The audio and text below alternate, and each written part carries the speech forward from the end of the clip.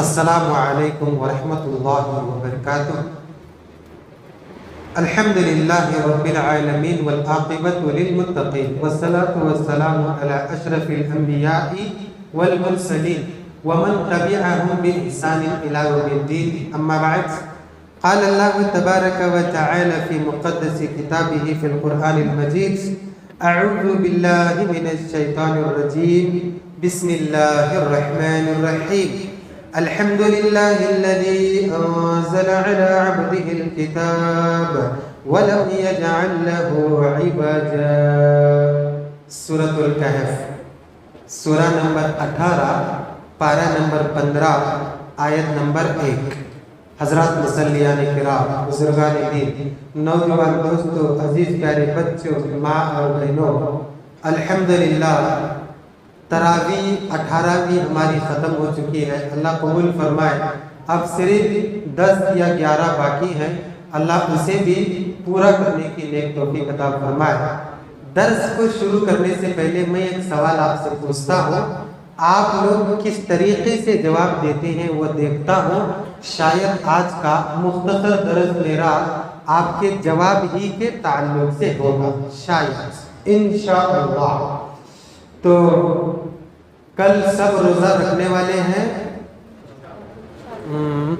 پھر آدھے رکھیں گے، آدھے چھوڑ دیں گے۔ کل سب روزہ رکھیں گے؟ اچھا۔ اللہ کے نبی صلی اللہ علیہ وسلم سے یہودیوں نے 3 سوالات پوچھے تھے۔ ایک سوال تھا کہ ذوالقرنین کون ہے، اور دوسرا سوال تھا اصحاب کہف یہ کون ہے، اور تیسرا سوال تھا روح یہ کیا چیز ہے۔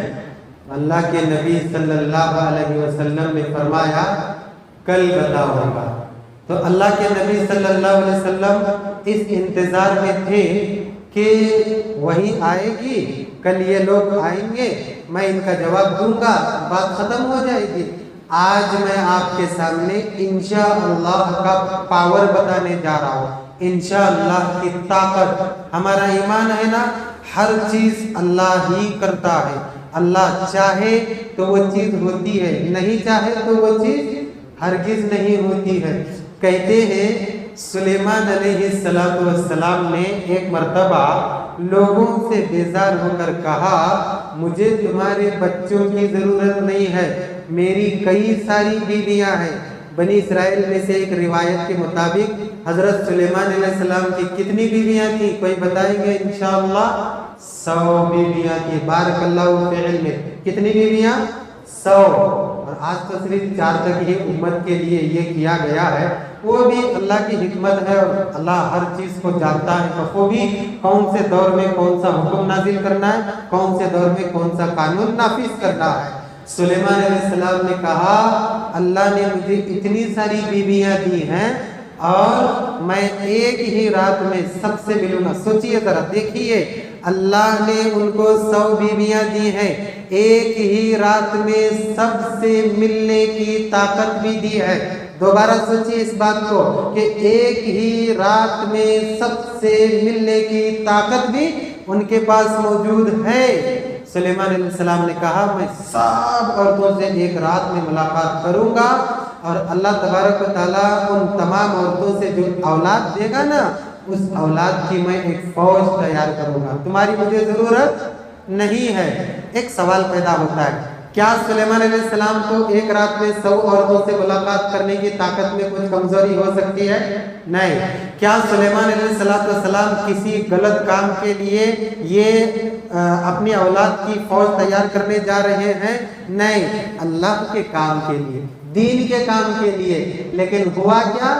جب 9 مہینے مکمل ہو گئے، سلیمان علیہ السلام انتظار کرنے لگے کہ ابھی پھل آنے والا ہے۔ 99 عورتوں سے کوئی اولاد نہیں ہوئی، صرف ایک عورت سے اولاد ہوئی، وہ بھی ناقص، کمزور، معذور، جسے ہم کیا بولتے ہیں؟ اپینڈکس، کیا بولتے ہیں اسے؟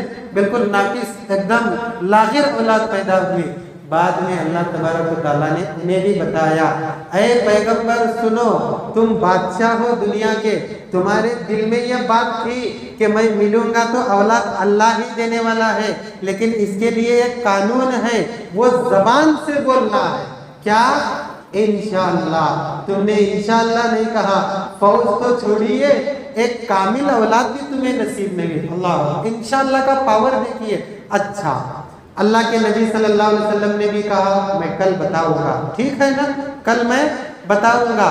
اللہ کے نبی صلی اللہ علیہ وسلم جب یہ الفاظ بول رہے تھے تو دل میں کیا تھا؟ اللہ مجھے وہی بھیجے گا، اللہ ہی بھیجے گا نا، نبی ہی ہے، اللہ مجھے وہی بھیجے گا، پھر اس وحی میں ان تینوں سوالات کے جواب ہوں گے، پھر میں کل ان کو بتاؤں گا۔ لیکن ہوا کیا؟ اللہ تبارک و تعالیٰ نے گویا کہ زبان حال سے فرمایا، اے نبی صلی اللہ علیہ وسلم آپ نبی ہیں، نبی ہی نہیں نبیوں کے سردار ہیں، آپ نبیوں کے کیا ہیں؟ سردار ہیں۔ اس دنیا میں آدم علیہ السلام سے لے کر آج تک جتنے لوگ آئے اور قیامت تک جتنے لوگ آنے والے، سب میں بہتر کوئی انسان ہے؟ ہم اور آپ کے آخری نبی محمد رسول اللہ صلی اللہ علیہ وسلم۔ لیکن اے نبی، آپ کا عقیدہ ہے کہ جواب میں ہی دینے والا ہوں، آپ کا توکل ہے کہ آنسرز میرے ہی طرف سے آنے والے ہیں، لیکن آپ زبان سے نہیں بولے نہ ایک لفظ جو قانون کے طور پر میں نے نافذ کیا ہے، انشاءاللہ۔ کیا بات ہے! اور آج ہمارا انشاءاللہ کیسا ہے پتہ ہے آپ لوگوں کو؟ اگر بات کو ٹالنا ہے نا، آپ جائیے جی انشاءاللہ کریں گے، بھئی آپ کرنے کی نیت سے بولے، ارے بھگانے کی نیت سے بولے، نعوذ باللہ من ذالک۔ اور بسا اوقات تو انشاءاللہ بولتے ہی نہیں ہے، میں کل دکان کھولوں گا، میں 2 دن کے بعد وہ گاؤں جانے والا ہوں، میں یہ کرنے والا ہوں۔ بھئی کریں گے آپ، لیکن کس کی مرضی سے؟ اللہ کی مرضی سے۔ اگر اللہ تبارک و تعالیٰ نہ چاہے، تمہارا کام چھوڑو، ایک پتا بھی نہیں گر سکتا، پتا بھی جو سوکھ چکا ہے، اب اس درخت پر رہنے کے قابل نہیں ہے، لیکن وہ بھی رب کا انتظار کرتا ہے، اے اللہ تم اجازت دے تو میں گر جاؤں۔ اللہ اکبر۔ تو پھر ہم اور آپ انشاءاللہ میں کتنی سستی کرتے ہیں۔ اللہ کے نبی صلی اللہ علیہ وسلم دوسرے دن انتظار کرے، تیسرے دن انتظار کرے، کتنے دن انتظار کرے؟ 15 دن تک انتظار کیے۔ کتنے دن؟ 15 دن۔ پریشان ہو گئے، اور وہاں شاید وہ یہودی لوگ اپنے حساب سے یہ ڈھنڈورا پیٹ رہے ہوں گے، دیکھو اپنے آپ کو نبی بولتا تھا، کل کا وعدہ کیا ہے، جواب دینے کے لیے تیار نہیں، سوچ رہے ہوں گے نا، ابھی جا کر بتاتے ہیں کہ تمہاری نبوت جھوٹی ہے، فلاں یہ ہے وہ ہے، سوچ رہے ہوں گے۔ لیکن 15 دن کے بعد، اتنی طویل مدت کے بعد، اللہ کے نبی کی دل کی کیفیت کیا ہو رہی ہوگی؟ بار بار آسمان کی طرف دیکھ رہے ہوں گے، سوچ رہے ہوں گے اللہ صبح بھی آتی، دوپہر بھی آتی، شام بھی آتی، رات میں بستر میں بھی تیری وہی آتی ہے، لیکن یہودیوں کے 3 سوال کے جواب میں 15 دن سے میں انتظار کر رہا ہوں، کیوں نہیں آ رہی ہے وہی؟ سوچ رہے نا نبی صلی اللہ علیہ وسلم جب وہی آئی اس صورت میں، تو اللہ تبارک و تعالیٰ نے فرمایا، اے نبی صلی اللہ علیہ وسلم وَلَا تَقُولَنَّ لِشَيْءٍ إِنِّي فَاعِلٌ ذَلِكَ غَدًا، تم اگر کوئی کام کرنا ہے تو یہ مت کہو کہ کل میں کروں گا، بلکہ یہ کہو إِلَّا أَن يَشَاءَ اللَّهُ، اگر اللہ چاہا تو میں کام کروں گا، اللہ کی چاہت ہی تو میں کام کروں گا۔ اس اللہ کی چاہت میں اللہ کی توفیق بھی ہوتی ہے۔ تو ہم سب کو چاہیے جب کبھی ہم اگر کچھ کام کرنا چاہے، کیا کریں گے؟ کیا بولیں گے؟ انشاءاللہ بولیں گے۔ کل سب کو روزہ رکھنا ہے، کل تراویح کی نماز پڑھنا ہے، پورے جتنے بھی باقی ہیں سب تراویح کی نماز پڑھیں گے۔ اچھا، ایک بھی رکعت بغیر چھوڑے ہوئے پڑھیں گے۔ ظاہر سی بات ہے، میں آپ کا ٹائم پاس نہیں کر رہا ہوں، بہت بڑا پاور ہے، یاد رکھیے ہر کام میں۔ اور ہمارے لوگ بہت سستی کرتے ہیں اس سلسلے میں، انشاءاللہ بہت کم بولتے ہیں، اور جب کسی بات کو ٹالنا ہے تو انشاءاللہ بولتے ہیں۔ اس کے بعد اللہ تبارک و تعالیٰ نے تینوں سوال کے جواب نازل فرمائے۔ آج جن آیات کی تلاوت ہوئی ہے اس میں صرف اصحاب کہف کا ذکر ہوا، صرف نوجوانوں کے لیے۔ اصحاب کہف کا واقعہ تو سب کو معلوم ہے، کہف کا معنی ہوتا ہے غار۔ ایک دقیانوس نام کا بادشاہ تھا فلسطین کے علاقے میں، وہ مشرک تھا کٹر، لیکن اگر کوئی صحیح معنی میں اللہ پر ایمان لاتا اس کو یا تو سولی پر چڑھا دیتا یا گردن اڑا دیتا۔ کچھ نوجوان تھے، انہوں نے سوچا اب کیا کریں گے، ایمان بچانا ہے۔ بادشاہ نے ان کو بلایا اور بلا کر کہا کون ہے تمہارا رب؟ کہنے لگے میرا تمہارا سب کا رب وہ ہے، सोच कर बोलो, पता है ना मेरी हुकूमत में गर्दन कटती है अगर ऐसा जवाब दोगे तो। अच्छा हम कल सोच कर बोलेंगे। कल क्या करेंगे? सोच कर बोलेंगे। रात में इन्होंने प्लान बनाया और शहर से निकल गए, एक गार में जाकर छुप गए। अल्लाह तबारक व तआला ने उनको ऐसी नींद का गलबा अता किया, 309 साल तक सोए। कितने? 309 साल तक। अगर मेरे को 5 घंटे सोने की आदत है ना, 6 घंटे सोऊं तो मेरा बदन दर्द करता है, होता है क्या नहीं ऐसा? अगर मुझे 6 घंटे सोने की आदत है, मैं अगर गोली खा के 10-12 घंटे सो जाऊं तो उठने के बाद मुर्दा की तरह दिखने लगता है। अल्लाह तबारक व तआला ने 309 साल तक इन्हें सुलाया। क्यों मालूम है? सिर्फ और सिर्फ ईमान की इन्होंने हिफाजत की खातिर शहर को छोड़ा, घर को छोड़ा, अपनों को छोड़ा, माँ बाप को छोड़ा। अल्लाह ने इनके सिर्फ ईमान को पसंद नहीं किया, इसलिए ईमान को पसंद किया कि इनके खेलने कूदने के दिन है, ऐशो आराम करने के दिन है, मौज मस्ती करने के दिन है। ये नौजवान है, कैसे कैसे शूर आते हैं नौजवानी की उम्र में, कैसे कैसे उनके ख्यालात होते हैं। इस ख्याल के बावजूद, इस ताज़ा उम्र के बावजूद इन्होंने सिर्फ ईमान की फिक्र की है। मैं इनको ऐसा सुलाऊंगा, जिस बादशाह का डर है ना, वो बादशाह तो छोड़िए, वो बादशाह की औलाद भी खत्म हो जाएगी, उसके बाद मैं इनको उठाऊंगा।